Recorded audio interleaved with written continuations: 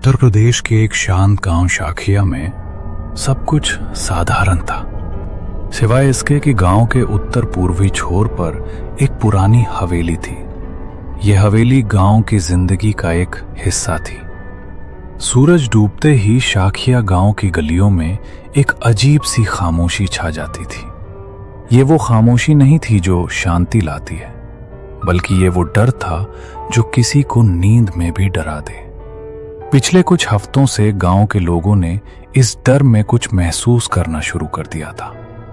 दिनकर काका, जो गांव के बाहर अपनी छोटी सी झोंपड़ी में रहते थे, रात के खाने के बाद अपनी खाट पर बैठे थे। अचानक उन्हें हवा में तैरती हुई एक अजीब सिसकती हुई आवाज सुनाई दी। वो आवाज इंसान की नहीं थी, ना ही किसी जानवर की। दिनकर काका ने अपनी बुढ़ापे की आंखों को फाड़कर हवेली की ओर देखा, जहां अंधेरा और घना हो चुका था।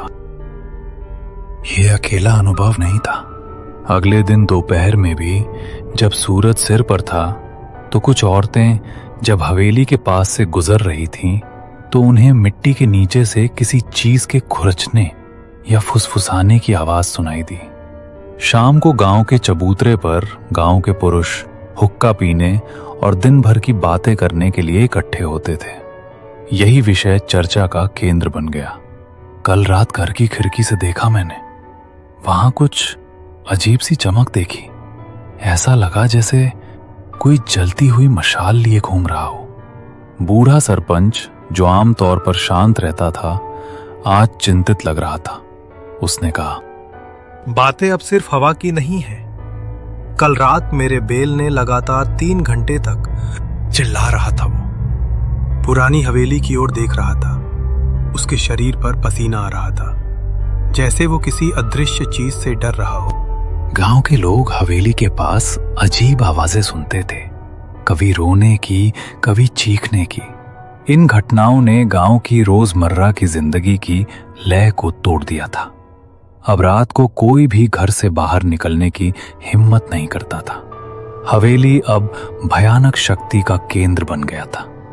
गांव की शांति अब एक अजीब डरावनी चुप्पी में बदल चुकी थी, जिसके नीचे डर की एक लहर दौड़ रही थी। गांव में रहस्य और डर का माहौल गहरा होता जा रहा था। कभी एक दिन दोपहर में शाखिया की धूल भरी सड़कों पर एक आदमी आया।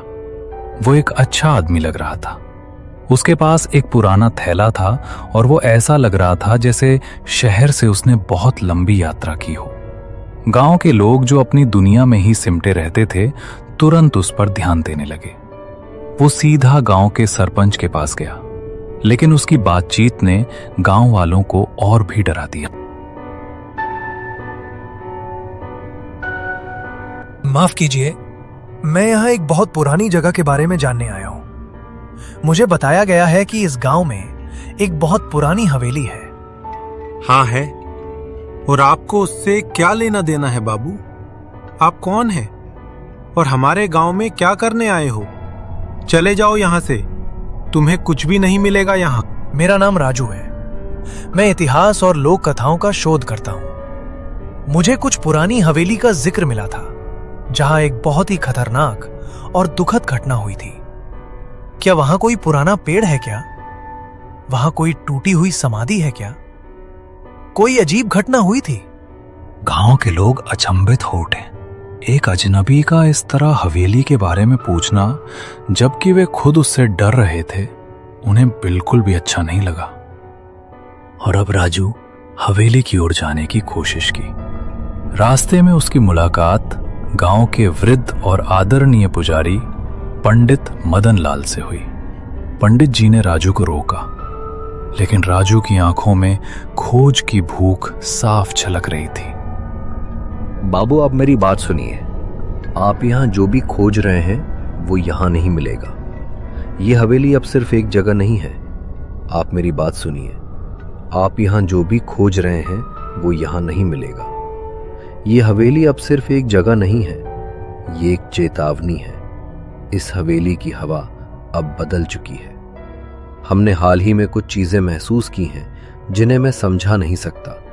आप एक बाहरी व्यक्ति हैं, आप इन चीजों को नहीं समझेंगे। मैं आपसे अनुरोध करता हूं, वापस चले जाओ। उसने पुजारी को धन्यवाद कहा, पर उसके मन में कोई बदलाव नहीं आया। राजू के आने से गांव में हवेली की चर्चा और भी बढ़ गई थी। लोग आपस में बातें करने लगे और कुछ बेवकूफ युवाओं में उत्सुकता जाग उठी। उन्हीं युवाओं में से एक था भूपेंद्र। एक किसान का बेटा था जो अक्सर गांव की बातों को अंधविश्वास कहकर टाल देता था। राजू की बातें सुनकर भूपेंद्र ने यह साबित करने का फैसला किया कि हवेली में कोई भूत या आत्मा नहीं है, सिर्फ जंगली जानवर और हवा की आवाजें हैं। उस रात जब चांद बादलों के पीछे छिपा हुआ था और शाखिया गांव की हर खिड़की बंद थी, भूपेंद्र ने तय किया कि वो हवेली के पास तक जाएगा और वहीं से वापस आ जाएगा। अगली सुबह भूपेंद्र को बुखार था। उसका चेहरा सफेद पड़ चुका था और वो किसी से बात नहीं कर पा रहा था। उसका रात का अनुभव कोई मजाक नहीं था। ये एक भयानक सच्चाई थी जिसने उसे तोड़ दिया था। भूपेंद्र की हालत ने गांव वालों के डर को और भी पक्का कर दिया। अब उन्हें यह सुनिश्चित हो गया था कि पुरानी हवेली में कुछ काली शक्तियां जाग गई हैं। राजू, जो इस बीच गांव के सरपंच के घर में रुका हुआ था, लगातार अपनी खोज जारी रखे हुए था। गांव वालों ने हवेली की सच्चाई जानने का प्रयास करने का निर्णय लिया। वे जानते थे कि इसका एकमात्र रास्ता गांव के सिद्ध पुरुषों और साधकों से संपर्क करना है। गांव से लगभग 10 किलोमीटर दूर भमोली गांव में एक आश्रम था जहां एक प्रसिद्ध बाबा रहते थे, जिनका नाम बाबा त्रिकालदर्शी था। बाबा अपनी आध्यात्मिक शक्ति और प्राचीन ज्ञान के लिए जाने जाते थे। गांव के सरपंच और एक किसान बाबा त्रिकालदर्शी से मिलने का फैसला किया। कठिन यात्रा के बाद वो बाबा के आश्रम पहुंचे। बाबा एक विशाल पेड़ के नीचे बैठे थे। गांव वालों ने उन्हें प्रणाम किया और अपनी सारी बात बताई। बाबा त्रिकालदर्शी ने शांत और गहरी आवाज में कहा, शाखिया गांव की पुरानी हवेली, मैंने इसके बारे में सुना था। यहाँ कोई साधारण आत्मा नहीं है। ये एक बहुत ही पुरानी, शक्तिशाली और पीड़ित आत्मा है। ये आत्मा उस महिला की है जिसे गांव वालों ने लगभग 20 साल पहले हवेली की जमीन पर गलत तरीके से दफन कर दिया था। उस समय में वो महिला, जिसका नाम शीमा था, गांव की सबसे सुंदर और नेक लड़की थी। गांव के कुछ लोगों ने उसके साथ में बहुत ही ज्यादा गलत किया था और इस बात को लेकर वो सरपंच के पास भी गई थी, लेकिन सरपंच ने उसकी बात को अनसुना कर दिया था। वो उन गांव वालों की बात को मान लिया था, लेकिन उसकी बात पर बिल्कुल भी विश्वास नहीं किया था और उन गांव वालों ने मिलकर उस पर गलत आरोप लगाए और उसे उस गांव से बेदखल करवा दिया। लेकिन इससे भी उन लोगों को शांति नहीं मिली, तो उन्होंने एक दिन उसे अकेला पाकर उसे मार डाला और मारकर उसे उस हवेली के पीछे बरगद के पेड़ के पास जाकर दफना दिया। और अब तब से उसकी आत्मा भटक रही है और मुक्ति नहीं मिल पाई है और वो आत्मा बहुत ही ज्यादा गुस्से में है। और इसका उपाय अब ये की है कि कोई वहां पर जाकर उसकी लाश को बाहर निकाले, खोद कर, और उसकी लाश को अंतिम संस्कार करना होगा। तभी उसकी आत्मा को शांति मिल सकती है और इस गांव को उसके आत्मा से मुक्ति मिल सकती है और इस गांव में फिर से दोबारा शांति वापस लौट सकती है। और अब सरपंच और किसान दोनों गांव में वापस लौट आते हैं और राजू से मुलाकात होती है। तो उन लोगों से राजू पूछता है, सरपंच जी बताइए, कुछ पता चला? क्या है इस हवेली की सच्चाई? क्या है इस हवेली में? ऐसा कुछ बताइए मुझे। कुछ तो पता चला होगा ना तुम्हें? बताओ मुझे, आखिर ऐसा क्या है इस हवेली का राज जो इस गांव में लोग इसकी बात करने से डरते हैं? और अब सरपंच जी यहाँ पर राजू को सारी बात बताने लगते हैं। उसे बताते हैं कि कैसे यहाँ पर गांव वालों लोगों ने मिलकर एक यहाँ पर महिला को मार डाला था और उसे यहाँ पर उसी हवेली के पीछे दफना दिया था। और तब से इस गांव में ये सिलसिला चालू हो गया और अब इस गांव को बचाना होगा तो, और अब हमें उसी हवेली के पास जाना होगा और उस हवेली के पीछे जो बरगद का पेड़ है, वहां पर उसकी लाश दफनाई गई थी और हमें उसकी लाश को खोद कर बाहर निकालना होगा और उसको अंतिम संस्कार करना होगा, उसको जलाना होगा।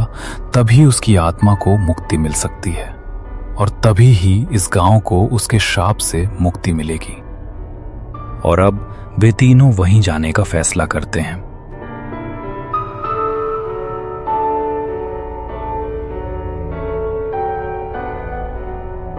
जैसे ही वे लोग हवेली पहुंचे, उन्हें ऐसी महसूस हुआ कि जैसे किसी की मरे हुए की गंध आ रही हो। इतनी बुरी गंध जैसे किसी की कोई लाश सड़ रहा हो। और अब वे तीनों जैसे ही उस पेड़ के पास में पहुंचे, सरपंच ने किसान से कहा कि इस पेड़ के नीचे खोदो। किसान ने फावड़ा लेकर खोदना शुरू कर दिया। खोदते ही उसे वहां पर एक कंकाल मिला। कंकाल को उसने बाहर निकाला और उस कंकाल का अंतिम संस्कार करा विधि विधान से, और उसको आग के हवाले कर दिया। जैसे ही उन लोगों ने आग के हवाले किया, पास में ही उस महिला सीमा की आत्मा दिखाई देती है और वो धीरे धीरे धुएं में बदल जाती है और उसकी आत्मा को मुक्ति मिल जाती है। कहा जाता है कि उस दिन के बाद में सखिया गांव में फिर से शांति वापस लौट आई और सारे लोग अब खुशी खुशी रहने लगे। अगर आपको हमारी कहानी अच्छी लगी हो तो हमारे चैनल को सब्सक्राइब जरूर कर लें। ऐसी ही हॉरर स्टोरी आप लोगों के लिए लाते रहेंगे। धन्यवाद।